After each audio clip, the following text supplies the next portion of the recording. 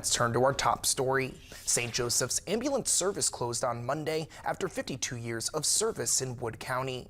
They closed after Medicare and Medicaid reimbursements have not kept pace with associated costs, including personnel costs, liability costs, fuel costs, required medication, and equipment. Since St. Joe's was a for-profit company, they weren't eligible and did not receive grants from the state or federal government. Before closing their doors, they gave one final sign-off. St. Joseph Ambulance Services would like to thank all of our past and present employees for their dedicated service to our organization, to the citizens of Wood County and the surrounding area. Lastly, we would like to thank our community for allowing us to care for them in their time of need.